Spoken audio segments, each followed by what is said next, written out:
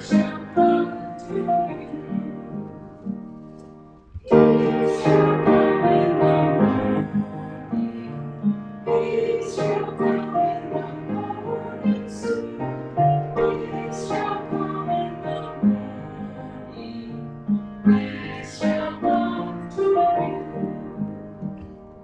Mothers all in charity, sisters all in unity. Peace shall come in the morning. Peace shall come to you. Hope shall come in the morning. Hope shall come in the morning soon. Hope shall come in the morning. Hope shall come to you. Take this pain from your mind. Open your heart with wings, take flight. Hope shall come in the morning. Hope shall come to you.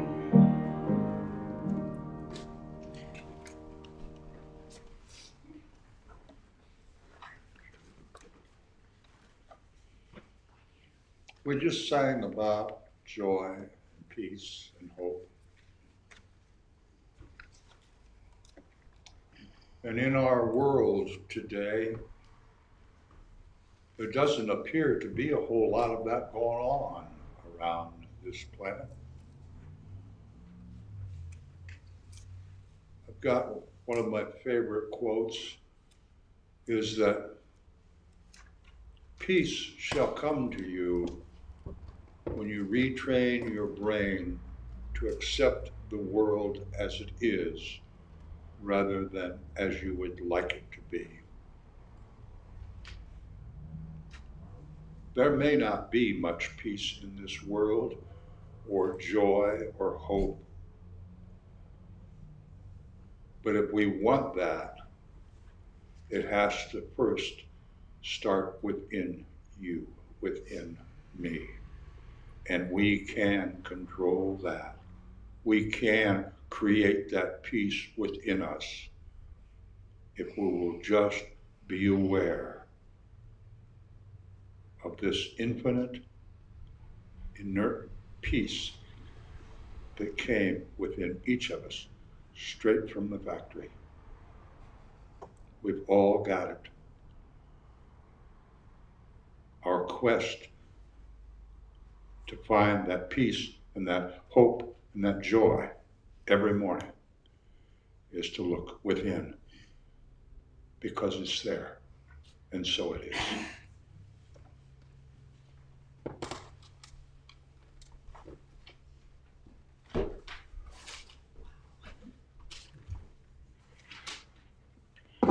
Good morning. Today, the mini message will not be my words. It's going to be the poet Donald Babcock. It's called The Little Duck. Now we are looking at something pretty special.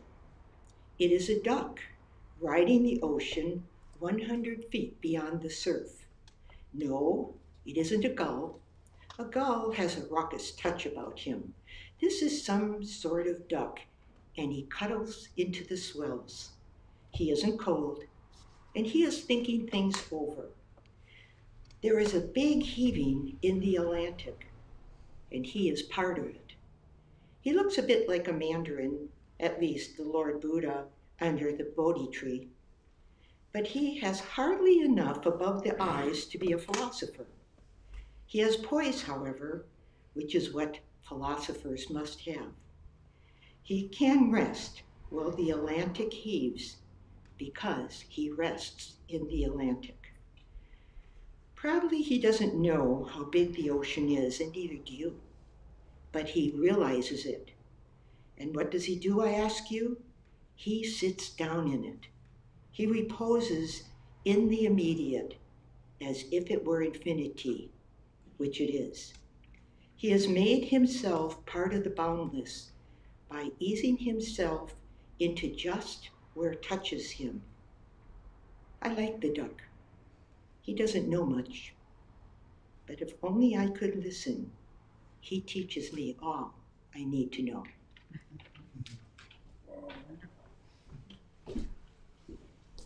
Kelly, thank you very much. That's words of profundity. Thank you.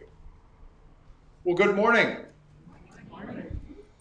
I have to start this time of announcements and welcome with some very good news. And that good news is that Bonnie Morse does not have to join the Catholic Church. We have decided at board meeting this morning, we are going to have potluck the last Sunday of every month. And if you're not comfortable with it, just go home. So Bonnie, you don't have to leave. We are going to have potluck.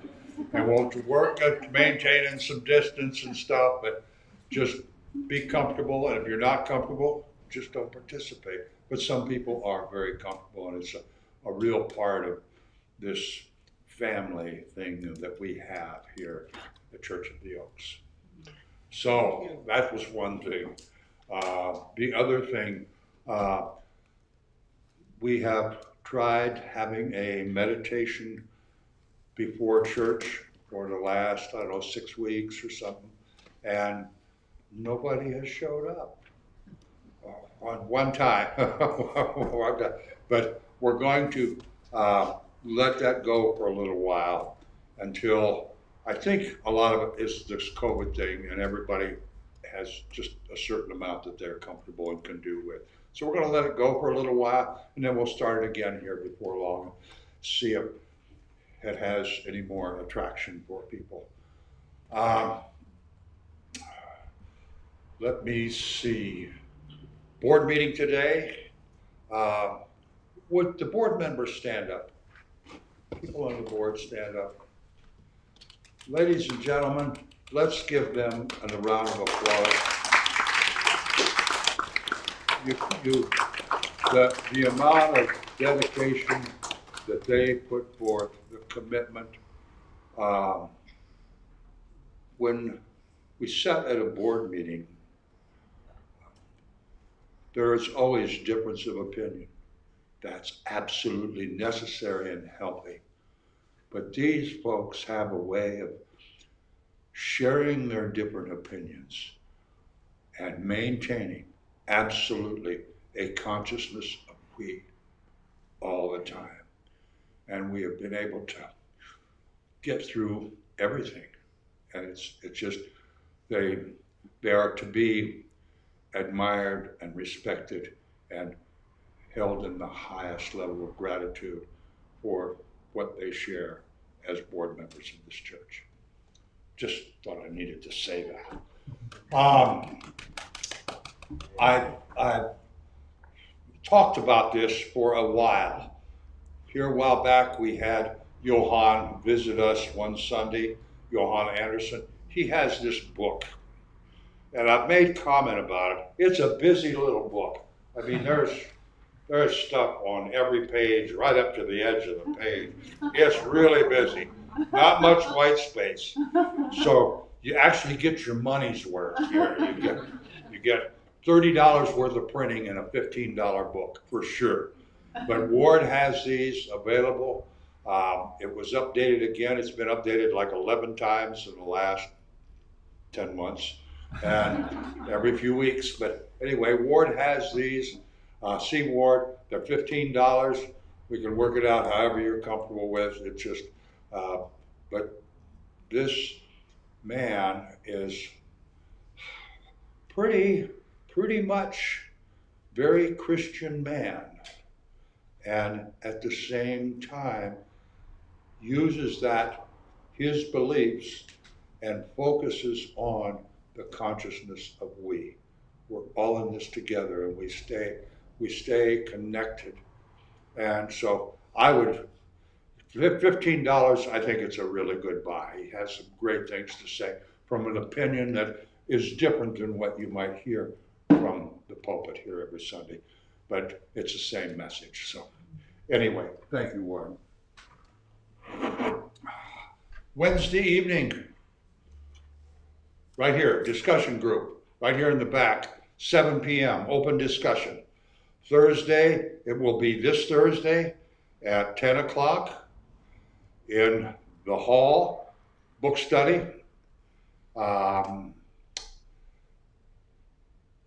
Any other announcements? Potluck, Sunday after next. Any other announcements? Did you want to announce the accordion? Oh, yes, thank you.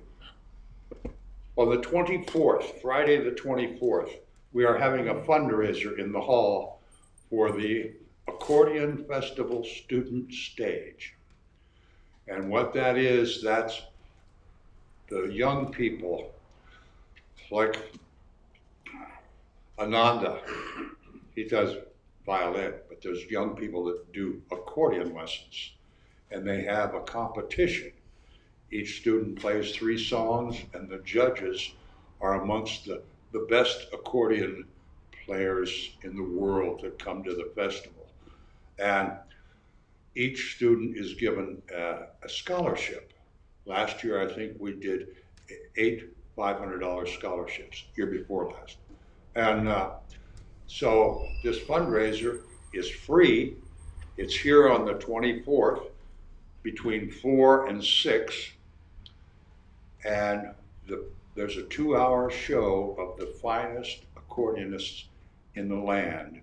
They volunteer to do this 2-hour show to raise money for these students. So if you want to come, please do. You'll hear some great accordion music. You don't have to pay the big bucks to get in the accordion festival. I will be walking around with a coffee can and a fork, and I may poke you in the neck if you don't put money in the can.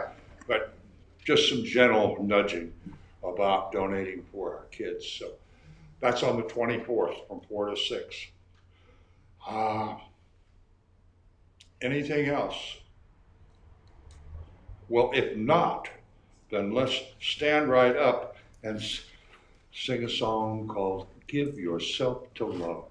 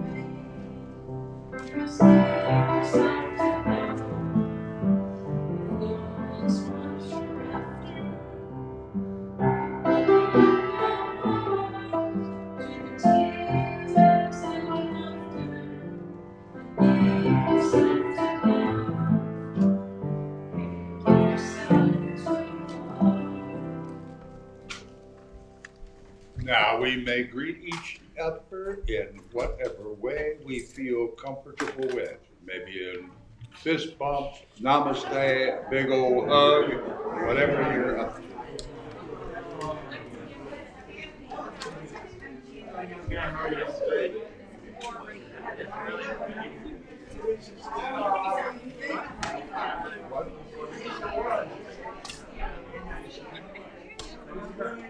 Yeah. Thank you.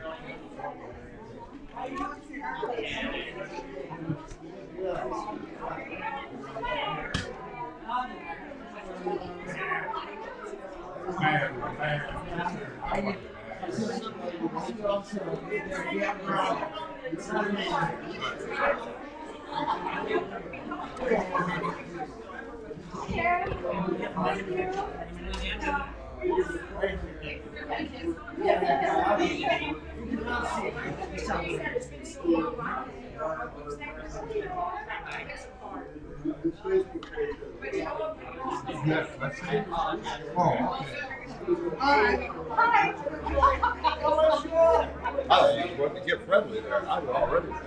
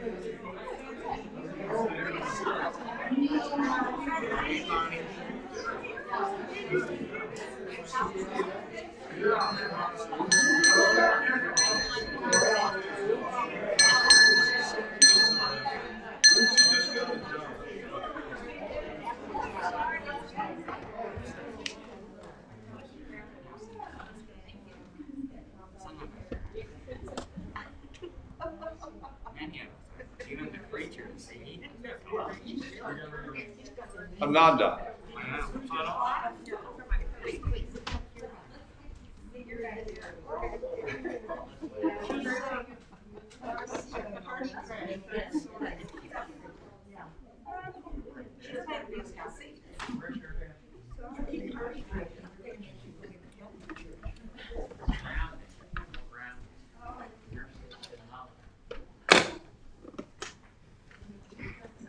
This is one of my favorite parts of our service. When we have young people with us, and we get a chance to be aware of another wonderful facet of the abundance and prosperity we have within this community. How you doing, young man? Good. What's new and exciting? Well, yesterday I went over to Chateau de Brie. You went to Chateau de Brie. That sounds pretty scary, dude. I got to drive your forklift into the garage door. Oh, I That was Mom's fault. Funny thing. He came over to drive the forklift. I said, "Did you ever drive one?" He said, "Well, I was sitting on somebody's lap once when I was little." I said, "Well, you can drive this one." Well, I got this new garage door, and I haven't had the forklift in the garage till just a couple weeks ago. First time I'm going to pull it out. Well, you know, on a garage door, they got that little rope thing you pull down on to release it. It caught in the top of the mast. It released it and sucked the door down as the forklift was going back. It was like, ah! But we got it working again, so it was just a small setback that we overcame. We transcended the disaster, and we had a great driving experience. Yeah. So continue. What else is exciting? Let's see. Oh, so in class, my teacher's really cool, and she had us go out into the garden and just write all the things we saw and have it be absolutely silent. And then we wrote like poems about what we saw outside. So, yeah. Awareness, right? Yeah. What are you aware of? Let's read together our abundance affirmation, shall we? When we transform abundance and prosperity from a perception to a consciousness, our lives will be enriched beyond any definition of tangible value. we will be in that abundance and prosperity. May we ponder that a moment.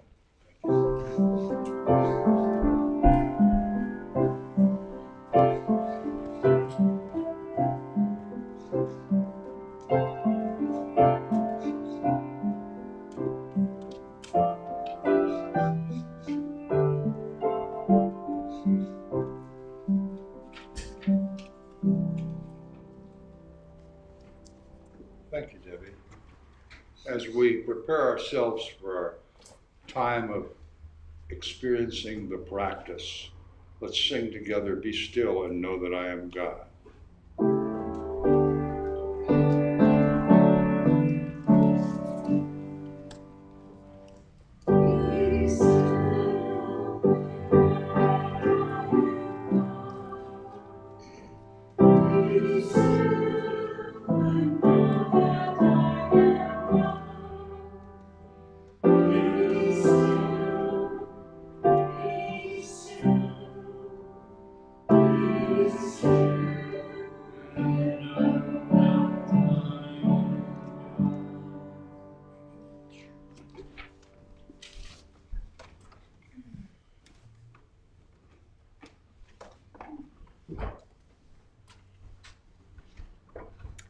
Good morning. Good morning, microphone. Okay. Before I share today's practice, I just wanted to share something that came to me as we were singing the previous song, "Give Yourself to Love." The way that song speaks of love is the way I speak of surrender, not as a giving up to or an over to, but as an opening to love. I just wanted to put that out there, an opportunity to rethink what surrender means to you.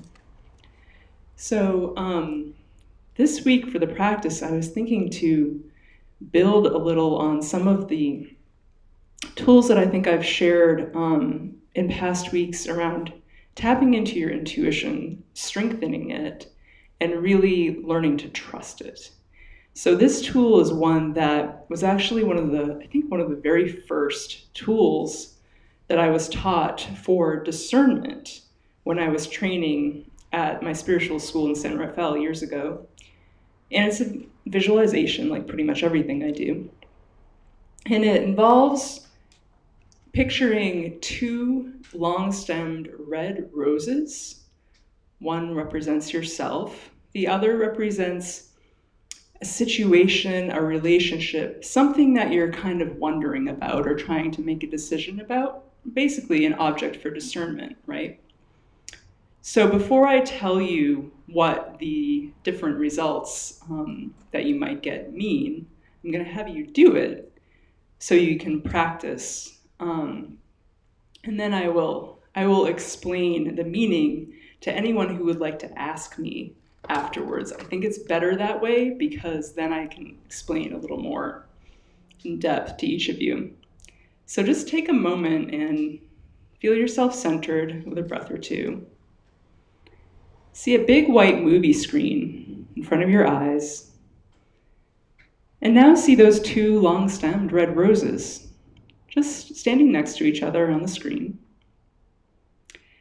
So picture one of those roses representing you.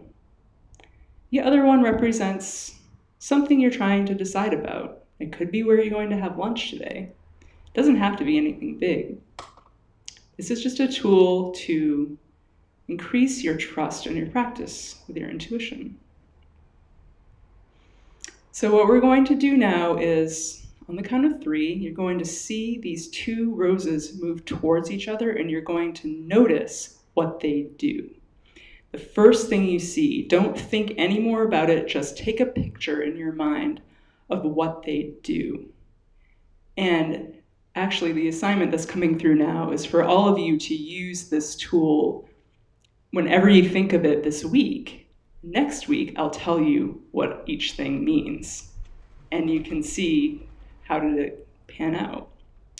So just take yourself, take the thing you're deciding about, move them together, see what happens. 1, 2, 3.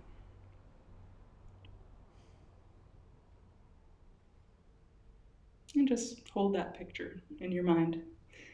The second practice I wanted to share today is real quick. It's something to, again, just have fun with a friend. We call it a blind reading, which sounds like either an oxymoron or maybe not a good thing, but it's actually neither. The reason we call it that is because it takes two people, and this is something where, like, Ananda and I have been doing it for most of his life. So at this point, we trust it enough that we can use it to make pretty big decisions, like where to go to middle school. We used it actually for that last year. And all it involves is having, several choices.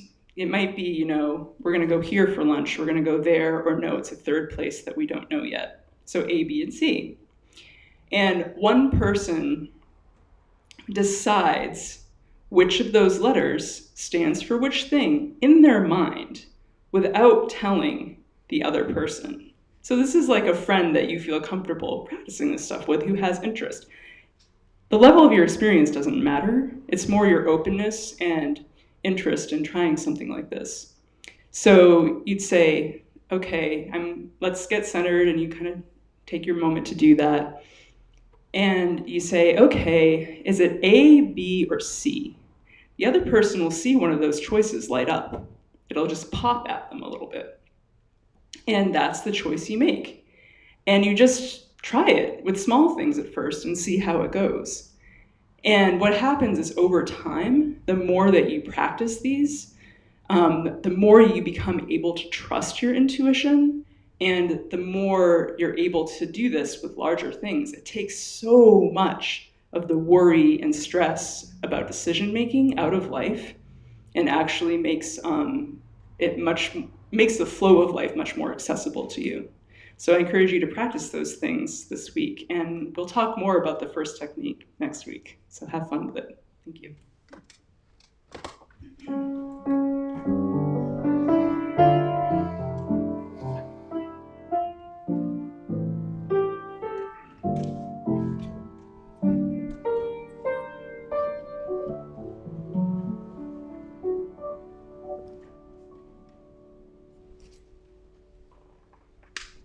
Thank you, Natalie.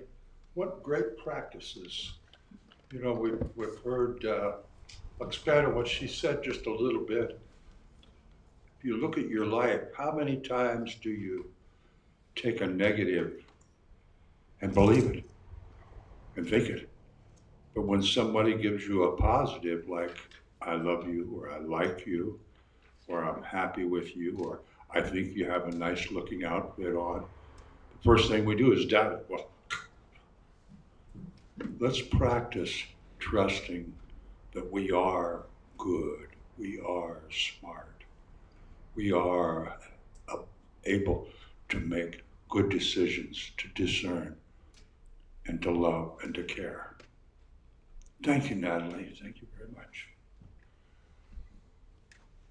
Well, here a couple of months ago, all of you honored me deeply by celebrating and honoring me with a 20 years of offering talks here at Church of the Oaks celebration, like an anniversary. Mother's Day was my 20th year, Sunday, of giving talks. And I thought that was probably a great pinnacle to hold. And that was until last Sunday. Last Sunday, I had the honor and the pleasure of officiating the marriage of Michael and Joelle. And since I was ordained, I've done close to 100 weddings, I guess. Last Sunday was the best Sunday of my Sunday experiences. I don't know about the quality of the talk. It was just, for me, the best Sunday I've had, period. And thank you. And it was like combining such a sacred commitment with all of us as part of our Sunday family experience. I think it was not only sacred, it was beautiful. I'm so pleased to have had an opportunity to be part of it, as well as the rest of you. So thank you for allowing me the best Sunday ever. And I spoke with them this week, Joel, and I said, you know, kind of had to shorten it down because it was part of a service. And I didn't want anybody to expire during the service or fall asleep. But I had more to say. And so I'm going to kind of go along that line. So you two, listen up.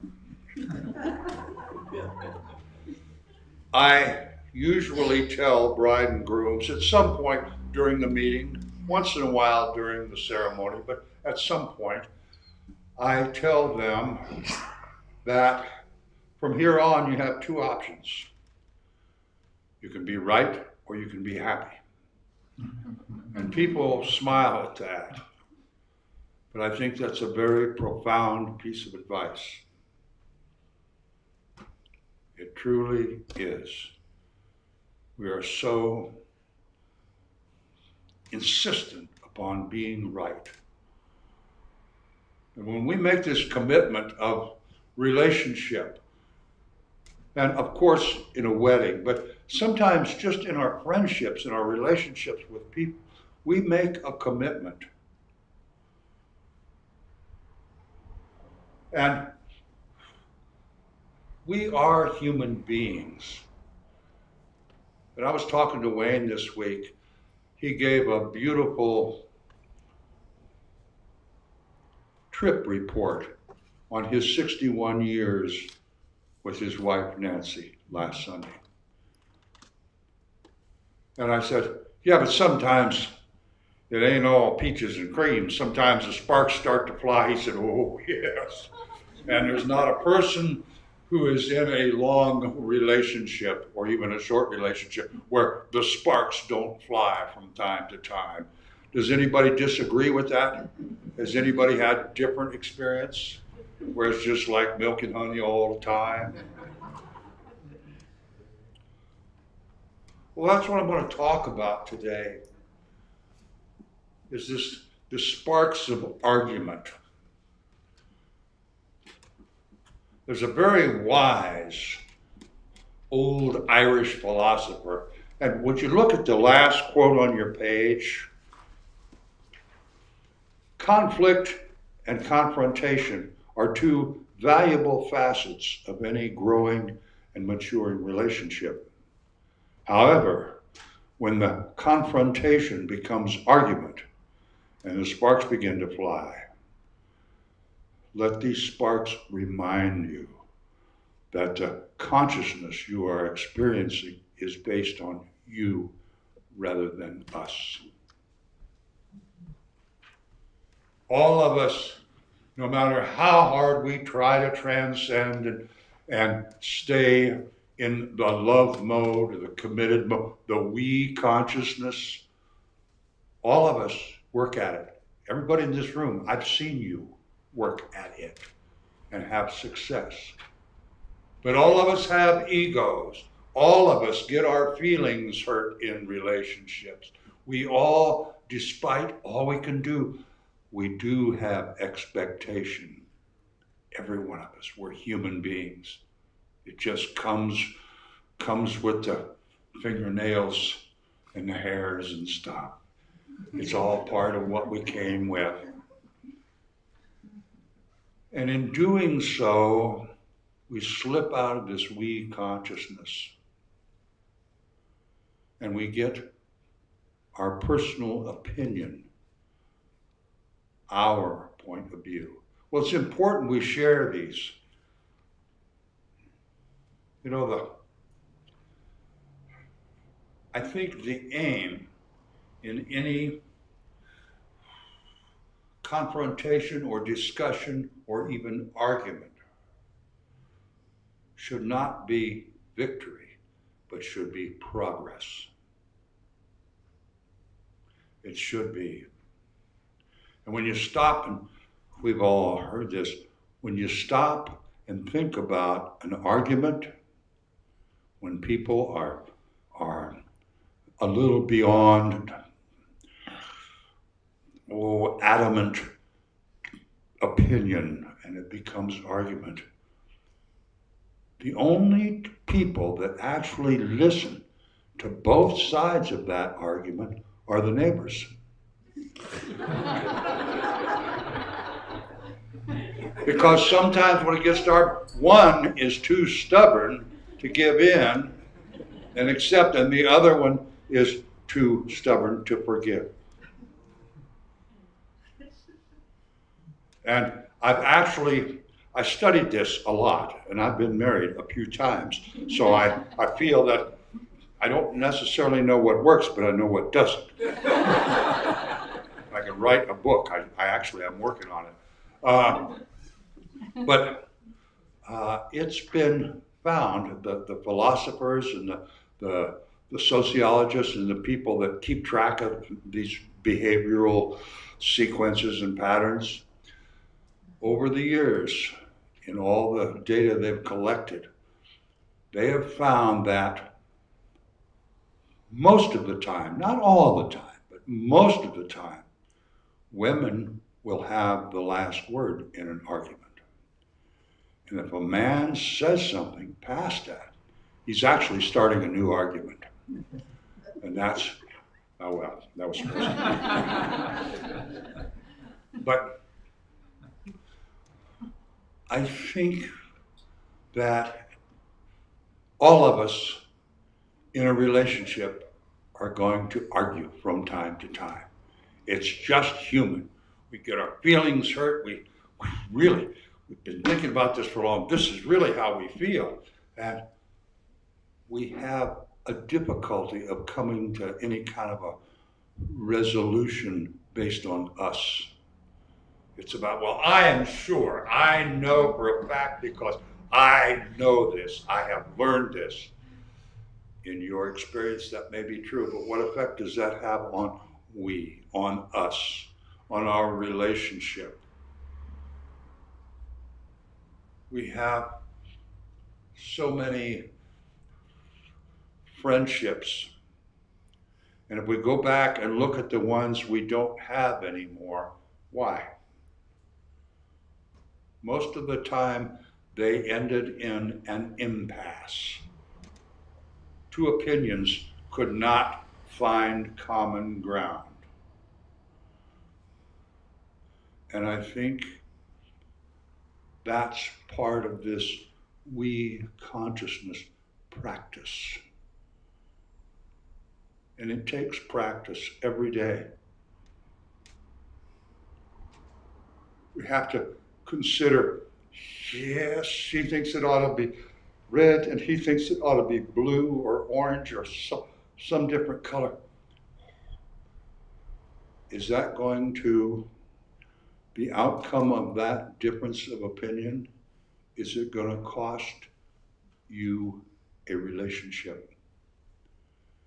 Is it going to cause dissension to the point of the loss of respect or love? Every one of us, every single one of us has engaged in arguments with people we care very much for and about. And I'm suggesting today that when those sparks start to fly, it should be like a firecracker or a sparkler going off. Oh, that's a trigger.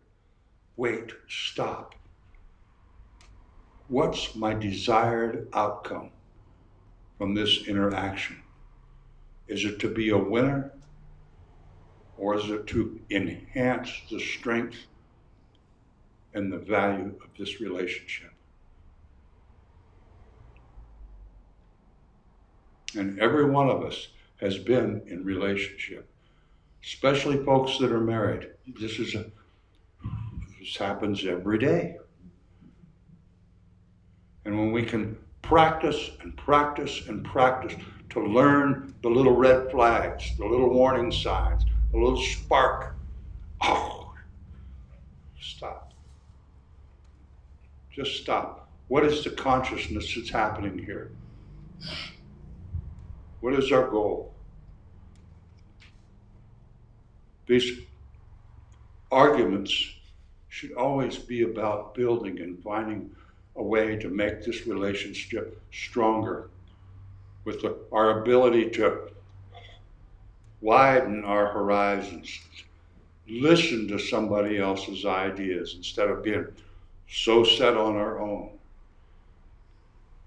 And oh, I'm the most stubborn human being that I've ever met. I am. The exception of maybe Vivian Clark. And I look at the relationships I've had in my life, friendships, marriages, committed relationships, and wow, if I could have learned what the sparklers were, what the little red flags were, as I entered into discussions and arguments, perhaps the outcome would have been different. I'm really stubborn, maybe not. But perhaps all of us could spend some time reviewing the relationships we have and think about the last arguments we had. How did that turn out? Did that work out well for you? Were you the winner? Or were you able to come to an understanding? Were you able to take some of the intensity out and think about what's good for us and not what is the value of my opinion, because I'm so smart. I think Joelle and Michael, think about that. You two right now are very in love and everything's really happy, and new. There's a story that I heard a long time ago. In fact, my minister at Faith Methodist Church told me, he said, a young bride and a groom sat down and they worked it out. They both worked, and when they come home from work, if you had a good day, everything was fine. If you had a bad day, you roll up your sleeve, one sleeve, on whatever garment. Or if the lady was wearing a dress and couldn't roll up the hem, or roll up but that was a sign, so that the other person could show understanding, a little kindness, a little support, and a little compassion. That worked great, till they both came home with roll-up sleeves.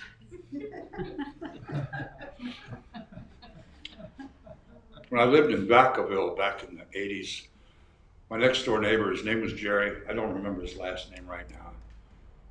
But he came over, we were sitting around, we were barbecuing hot dogs or hamburgers or something one night. He got to laughing, he said, I gotta tell you this story. His brother and sister-in-law lived up in Colusa County, up somewhere by Marysville or somewhere up in the country. And he was called to the hospital up there to come pick up his brother and sister-in-law. They had been in a terrible car accident. So he went up, they had totaled their car. What happened, they were going up I-5 somewhere, and The car went off the road and hit a concrete bridge abutment. Totaled the car. Neither one of them were wearing seatbelts. Threw them out of the car. And the state police came, called him, said, "What happened?" Well, he said, "Pat, you aren't going to believe this," but he said, "This is what was in the police report." He said she started pulling his hair first, and she said he started, and they both swore the other one started pulling their hair first, and they got in a fist fight and a hair pulling contest driving down Route 5 at 80 miles an hour. How many times have every one of us, think about it, how many times have you been in an argument and been in a hair pulling contest and totaled the car? Totaled the relationship. It happens. It's happened to me on way more than one occasion.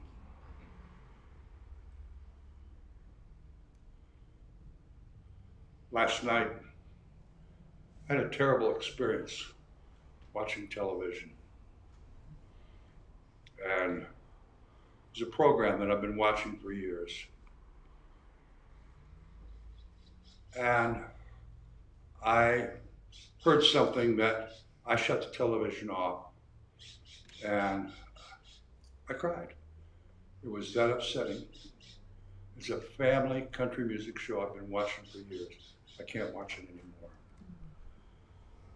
And it made me think about this.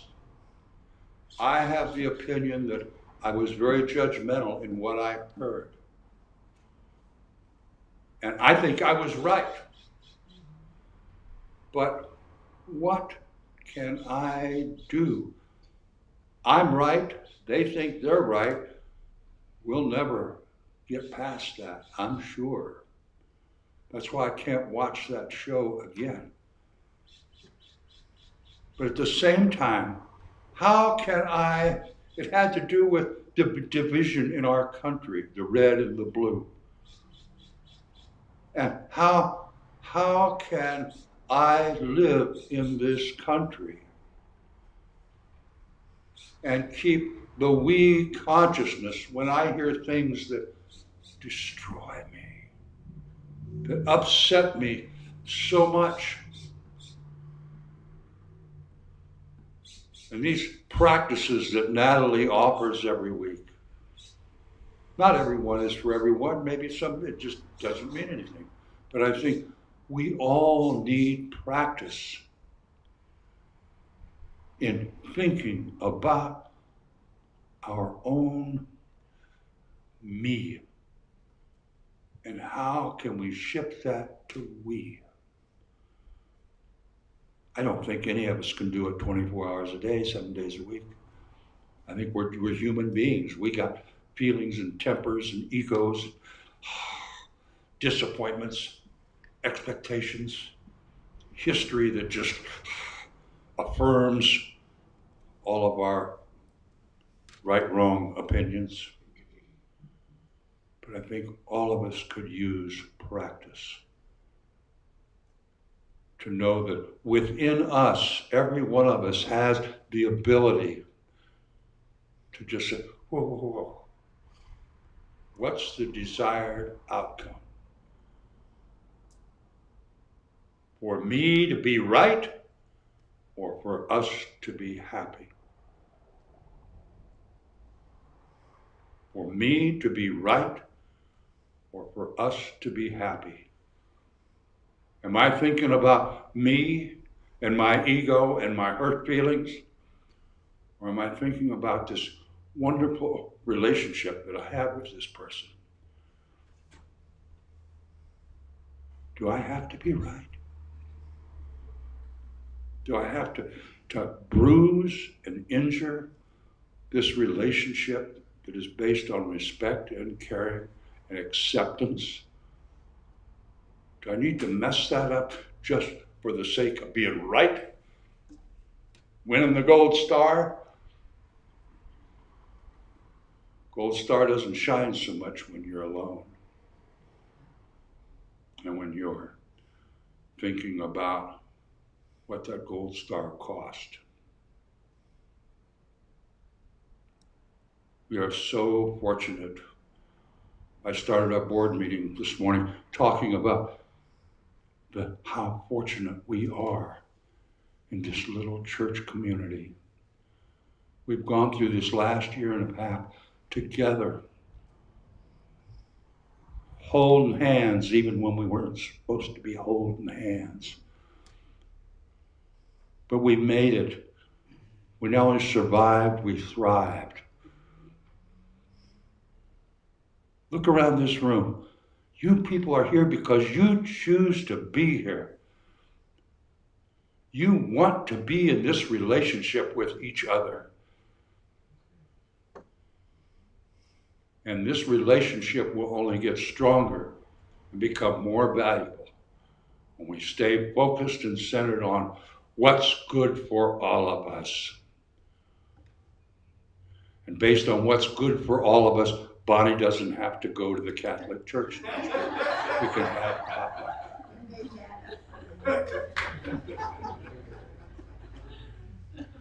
And you can participate at whatever level you choose.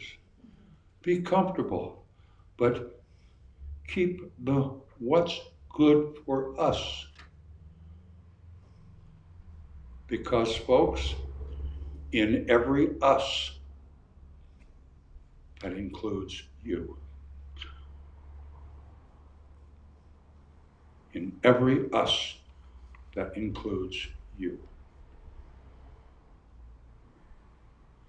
And you can get pretty lonesome and feel pretty sad. But us, you've got a buddy, you've got a partner, you've got a friend, you've got a colleague.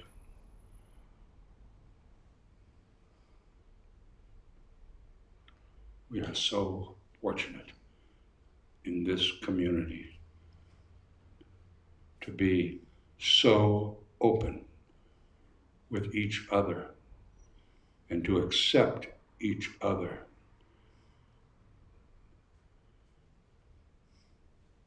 And to love each other.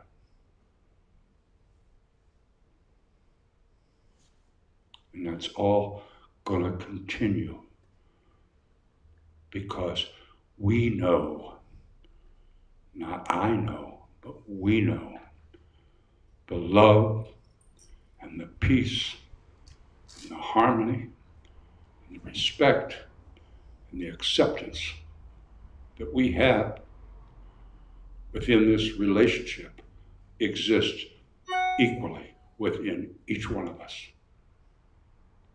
The gift of Spirit.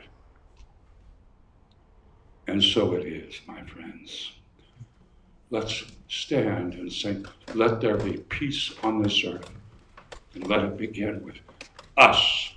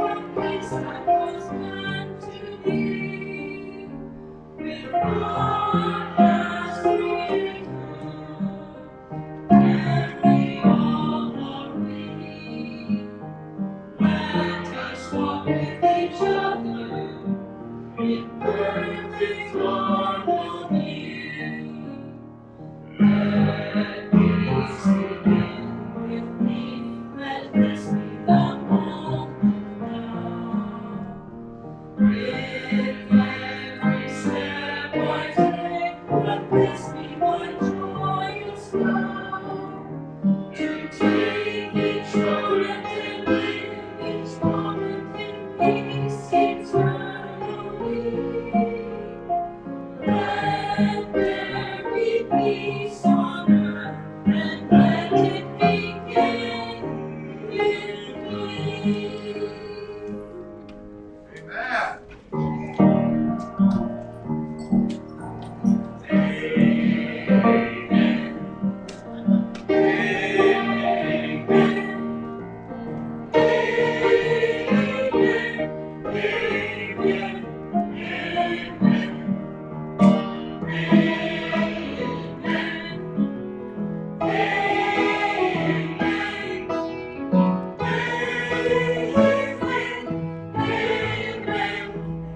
Thank you.